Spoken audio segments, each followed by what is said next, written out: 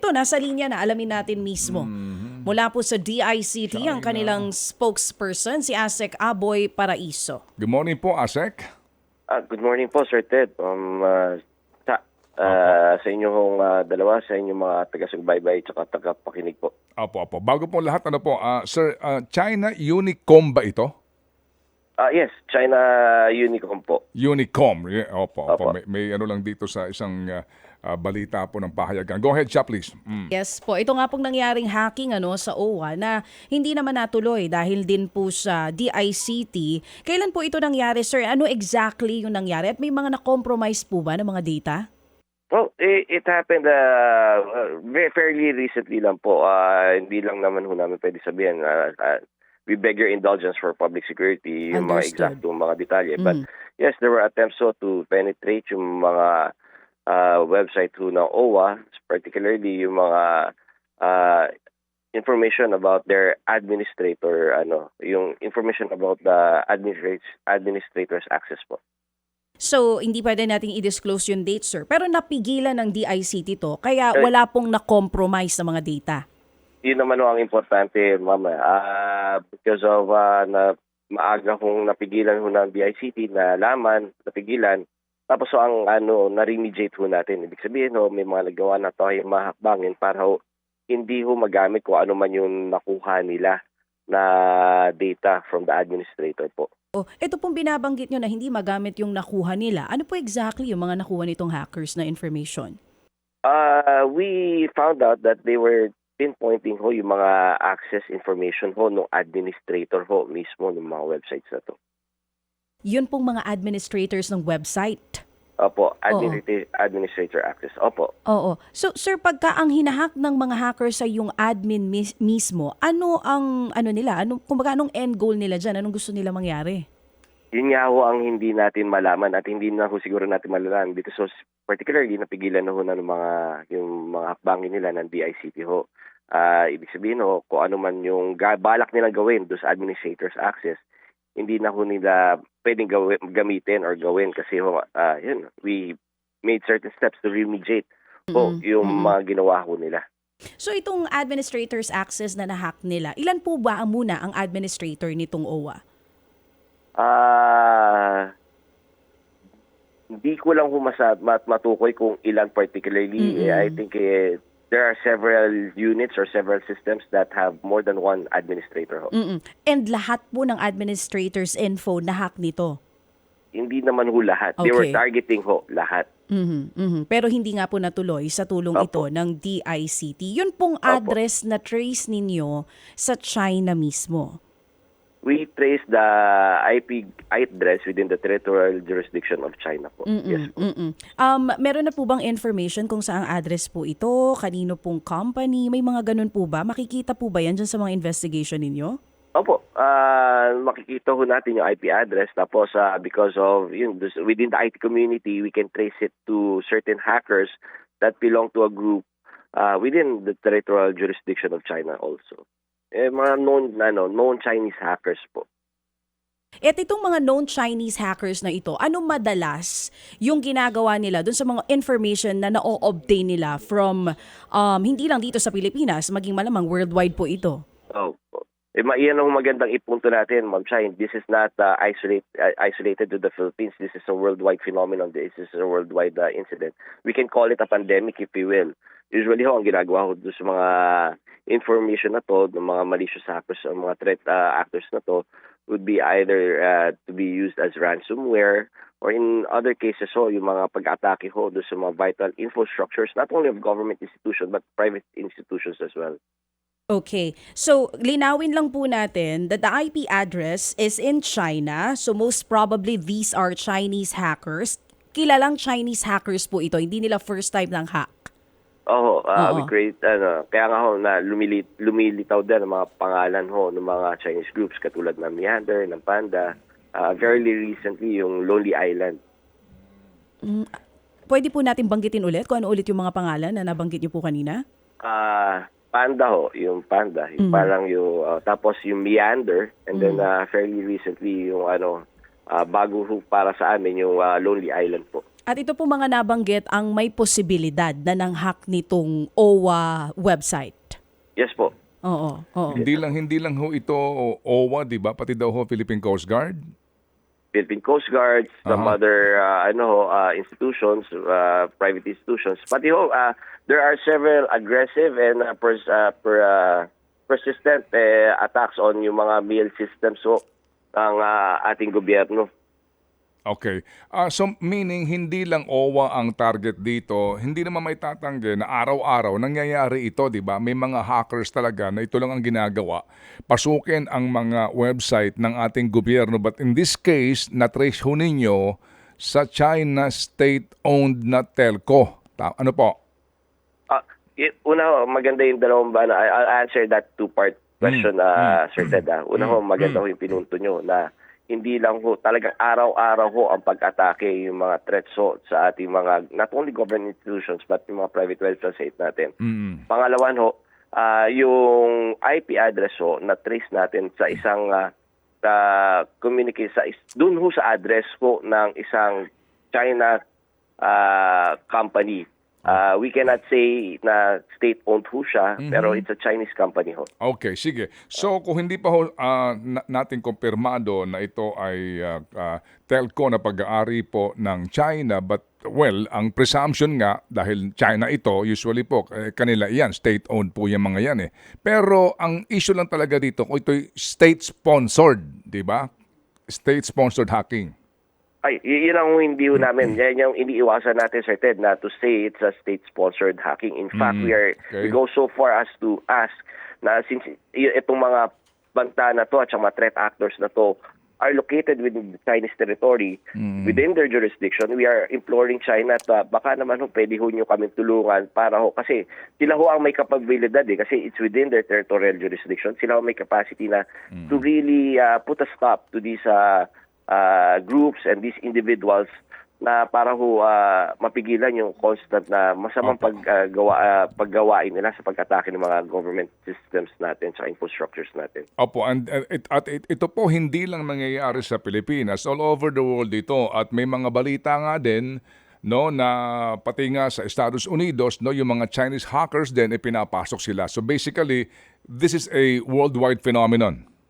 Yes po. Sabi ko nga ho, this is we go so far as to say it na since lahat po tayo na-experience to because of in this new day and age, borderless na ho yung crime na to. We think this is the new pandemic right now because lahat tayo na-experience natin to. Okay, sir. So ano ba ang danger dito kung lubusan pong napasok ng mga hackers na ito ang mga email binabanggit nyo, no, yung mga website o mga dapat pangalagaan, ano ho ba ang posibleng mangyari? Well, marami ho yan, Sir Ted. Individually, we can experience ho yung mga yung pag-hack na to. The information can be used to for various forms of scamming ho, even financial scamming. Pero ho in a more serious manner, this can be used to cripple government infrastructure. So, kasi lahat tayo ngayon nakadepende na talaga sa internet and the IT of things eh. Opo. So, napaka-importante nga na pangalagaan ito dahil baka mangyari, yun din nangyari sa PhilHealth. Tama po, Sir Ted, na makuha yung mga information nila, magamit po sa mga hack. Again, marami ho kasi even yung mga data na we call them data miners, may commerce ho to eh. May pagkakakitaan ho dito, binebenta yung mga data na to eh. Opo. Sige, so dito ho ngayon sa nangyayaring ito, meron ho bang kinakailangan na teknolohiya? Are we well equipped to prevent ho na makapasok itong mga hackers na ito? Ito ba meron na ba ngayon ang gobyerno niyan? It's a matter of paano ka lang magdidisenyo ng mga tinatawag ninyong pananggalang o firewall? Sir Ted, let me put it this way. Okay. We can do better. We can equip ourselves better. Pero eto ho, kunin ko na rin ho ang pagkakataon na siguro pasalamatan at saka papurihan po ang mga kawini natin sa DICT sa pangunguna ng aming sekretarya, si Secretary Ivan Uy, na despite ho the lack of manpower and despite the lack of budget, talaga naman ho, they work tirelessly para ho pangalagaan at protektahan yung mga vital IT infrastructures ho natin. Sabi ko nga ho, Sir Ted, in the IT community, constant ho ang technology natin nag-i-evolve. So what you procure now, magiging obsolete na in a matter of months. Pero ho, yung skill level naman ho at yung dedication ng mga tao natin ho dito sa DICT hindi ho talaga matatawaran. So, dito ho sa mga kanin nyo, skill ng mga tao ninyo, hindi ho ba't importante din that they are well compensated? Otherwise, yung mga threat ng piracy sa mga empleyado, di ba? Yung kukunin sila ng ilang mga kumpanya na mas makapagbibigay ng mas mataas na sweldo. Oo, that's something we face on a constant basis. So, Sir Ted, na talaga hong malaki ang disparity ho ng aming pasweldo sa pamahalaan. Kumpara dito sa private sector, much more ho doon sa ibang bansa na talaga pinipirata yung mga tauhan ho natin. Pero again, I think their dedication ho talaga na talagang inuuna nila na yung sense of duty ho nila sa not only sa DICT but ho sa bansa. Okay, sige. So, dito po sa inyo ngayong ginagawang lalalim pa ng investigasyon sa nangyaring hacking na ito, hanggang saan kaya ang dulo nito? How far can you go sa investigasyon? Well, in the investigation, we tend to go so far as matukoy na yung particular individual or particular group at saka yung eksaktong addresses nila so we can determine their motives, yung mga ginagawa nila dati, and we can, again ho, we try to explore diplomatic options para naman ho masabi sa ating mga kaibigan kung saan sino ang talaga makakatulong sa atin na try to help us mitigate those threats, even put a stop to it. And second, we communicate with like-minded individuals and allies para naman ho talaga makakakuha ng mga database at sama-sama ho nating sumpuin ang bantang ito. Yes, sir, kanina napag-usapan nyo ni Sir Ted, yung tungkol dito sa mga IT experts natin handling this at yung threat na encounter nyo rin lagi dun po sa pag-pirate sa kanila ng ibang mga kumpanya na kayang mas magpasweldo sa kanila ng malaki. I'm just curious, pagka gano'n na nangyayari, sir, gaano katagal bago napapalitan itong mga empleyado na napapirate ng mga ibang kumpanya? Well, it varies so, Ma'am DJ siya. Minsan makaagad-agad makakuha tayo and minsan talaga mahihirapan tayo. Again, kasi yung depende ho doon sa na-experience natin kakulungan, yung skill level, yung iba kasi parang yung entry level, yan, madaling palitan. Pero yung mga talagang very, very skilled, makukuha ng iba, mahirapan tayo na makahanap ng kapalit. We have to upskill them, ma-train ulit natin sila. Kaya nga ho kami sa DICT, constant yung programa ho namin na para encourage ang ating mga kababayan, lalo na yung mga nasa estudyante because of programs ng Hack4Gov, na encourage sila na not only to upskill themselves and talagang pagtingin pa ang training nila, but in the end, na tumulong naman sila sa gobyerno after they graduate. Yung discrepancy din po na binanggit nyo kanina kay Sir Ted, gaano kalaki yung discrepancy? If you can just give us an idea kung magkano sinusweldo ng mga IT experts natin dyan compared doon sa mga private firms? Ganito na lang ho, ma'am. Sa entry level pa lang ho, yung pasweldo sa gobyerno is around 50% lower than doon sa tinatanggap nila sa private sector. Iba kung usapan pa pag sa ibang bansa sila nagtatrabaho. Pinag-uusapan nyo na po dyan sa DICT kung paano po ito susolusyonan? Kasi kung 50% lower yan, sir, talagang mawawalan kayo ng tao kinalaunan. Constant din ho ang pakikipag-usap namin at pakikipag-dialogue namin sa ating mga members ho ng legislative. Unang-una ho, para ho doon sa posibleng exemption natin for do sa salary standardization law ng ating pamahalaan. Second is to have them pass a Magna Carta for ICT workers. Give a premium ho para sa mga ICT workers po natin para naman maging competitive ho ang pamahalaan pagdating ho doon sa pagpapasweldo doon sa ating mga kawani. Ako naman ho, again, I'd like to point out na yung dedication nila pero hindi naman ho habang buhay na parang hindi naman din ho siguro tama na parang despite their dedication, wala tayong ginagawa para naman mapabuti rin ng kabuhayan ng ating mga kawani.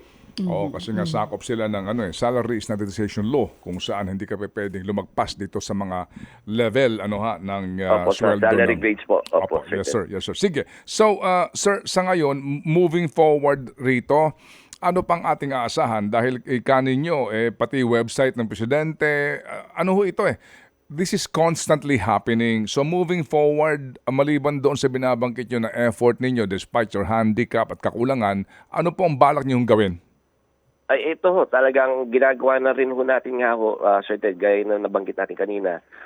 I think it's important that we already passed at ginagawa ho ng DICT yung NCSP, yung National Cybersecurity Plan ho natin to be approved by the President para Okay. ito ho ay tugunan natin in a whole of government approach. At pangalawa ho, and more importantly siguro, yung pakikipag-dialogo at pakikipag-cooperate natin with other allies from other nations para ho, ang approach ho din natin ito is, since tayo lahat apektado ho, we should act as one to address these threats po, Sir Ted. Okay, sige po. Sir, sa ngayon po kasi no, may babala na rin mismo ng gagaling sa DSWD no, sa ilang pang grupo para sa mga kabataan. Itong binabanggit na ngayon ay dahil sa artificial intelligence, yung mga sex predators na ito ano na ho no, masyado na pong malikhain kaya mga minor de edad ang tinatarget nila. Ito ho bang ganito mga bagay, meron bang branch kayo dyan sa DICT na in charge po dito para masiguro po na hindi ito nakakapasok sa ating internet system? Nako, Sir Ted, again, this is a worldwide thing, hindi lang ho limitado sa atin sa Pilipinas at sa DICT. Ito hong mga sex predators na to using AI. Ang AI ho kasi is a technology, is an advancement that if it used for good, talagang maraming magbe-benefit. Pero ito yung mga pagkakataon na binabanggit nyo, talaga na humong nakakabahala. Wala ho talaga tayong tugon na makakasiguro na hindi ho makakapasok sa atin yan. Kaya ho nakikiusap din tayo at nagbibigay paalala at informasyon sa ating mga kababayan na these kinds of predators and these kinds of meron pa ho yan, Sir Ted, yung mga AI na to ginagawa pa to use deepfakes, yung mga videos na akala mo ginawa talaga ng tao pero pag tinignan mo AI talaga generated pero pag tinignan mo parang sila talaga ho. So we inform our citizenry, mga kababayan ho natin na these exist, maging mapagmatsyag ho tayo at we practice our own cybersecurity hygiene para ho hindi ho tayo mabiktima nito. Cyber security hygiene. Opo. How do you explain that in layman's term? Ay, yung sa atin ho mismo, pangalagaan natin yung mga impormasyon natin tsaka yung constantly pagbabantay ho sa mga ginagawa natin sa internet. Para ho yung mga impormasyon na binibigay natin sa internet, hindi ho magamit, lalong-lalo ho na ang pagmamatsyag sa ating mga kabataan. When I say cybersecurity hygiene, Sir Ted, ito yung pag-a-adapt ng mga strong passwords, multi-factor system na hindi lang password ang ina-adapt nyo, kung hindi, yung meron mga, tiyatawag tayo yung mga OTP, one-time password, Okay. biometrics. Opo. At saka yung ang pinaka-importante dyan ho, yung whenever someone texts you or someone na hindi nyo kakilala or parang duda ho kayo kung sila talaga yon, they send out websites that lead you to phishing sites or more dangerously do sa mga financial scam websites, wag niyo na ho i-click. Okay. Pati itong lab scam na ang tawag dito, itong mga ngayon babala na din ng mga eksperto na dahil nga din sa yung iba nalulungkot, naghahanap ng kausap, karelasyon. Itong lab scam na ito, anong babala nyo rito? Paano ba ito? Yes, Sir Ted. Ito ho kasi maraming factors na ang ini-employ ng mga scammers kasi malaking industry ho talaga tong internet scamming na to. It's a 3 billion within our region. It's a $3 billion industry na ho. Hindi lang ho kasi they combine the IT of things, yung expertise nila sa IT. Tapos naman ho, sinasabay nila at they tandem it with sa psychology ng mga tao na pag malungkot or pag naghahanap talaga ng pag-ibig, lalo na ho, malapit ang Valentine's, Sir Ted, talagang sinasamantala nila na parang they advise you to go into complicated na ngayon. I think from the latest briefing, pati ho yung they invite you to do investment deals with them now. Scam naman ho talaga. Again, pare-pareho ang advice ho natin dyan, maging mapagmatsyag, always question yung motives ng mga tao, talaga kung maging mapagduda tayo. And again, it's the same thing. Practice proper cybersecurity hygiene po, Sir Ted. Opo. Pero sir, yun ho bang batas para po sa SIM card registration nakatulong naman sa pagbababa o pagbawas nga nitong mga panlolokong ito? Opo, Sir Ted. Una-una, we dare say na naging effective ho pagdating ho do sa mga text messaging. Mhm. Pero nga ho, dahil sa advancement ng technology, it caught up to us kasi ang mga ginagamit na ho ng mga scammers ngayon, ang tinatawag natin yung mga OTTs or the over-the-top services. Mhm. Ito ho yung Viber natin, ito ho yung Messenger natin, ito ho yung mga various forms of messaging apps ho natin na even if you register the card tapos na terminate yung card ho, yung mga number na ginamit nyo, pag naka-register na ho kayo, magtutuloy-tuloy lang yan kahit na-terminate na yung card nyo. Mhm. So, kumbaga, iba namang mga iba namang mga medium ang ginagamit. Iba ho. Tama ho, Sir Ted. Okay, sige. So, salamat sa inyo pong paliwanag, ASEC. At ito'y napaka-importante nga na maging katuwang po ninyo ang mga himpilan po ng radyo o mga telebisyon para po sa informasyon na tama bilang babala din po sa napakaraming nauuso ho ngayon. Hindi lang ho ng lokohan, kundi po pati nga yung pag-access sa mga informasyon mismo, hindi lang sa tanggapan ng gobyerno, pribado mga kumpanya, maging sa ating personal na mga informasyon po, ASEC. Tama po, Sir Ted, at malaki ho ang pasasalamat namin sa inyo ho at saka sa mga kaibigan ho natin sa media. Gaya na sinabi nyo, na mabigyan kami ng pagkakataon para ho magpaliwanag at masabi ho yung to contextualize things kasi minsan tama ho yung news pero mali yung contextualization. It causes panic. Maganda ho sana na tama yung impormasyon na naibibigay natin at para naman ho yung context talagang ma-absorb ng ating mga kababayan. Sige po. Sa ulitin po, ASEC Aboy Paraiso. Salamat, sir. Thank you po. Maraming salamat po, Sir Ted, Ma'am Sha. Maraming salamat po. Thank you, si Assistant Secretary Aboy Paraiso ng DICT. Ted Filon at DJ Chacha. Ngayon, nasa Radyo 5, 92.3 News FM. Monday to Friday, 6 to 10 a.m.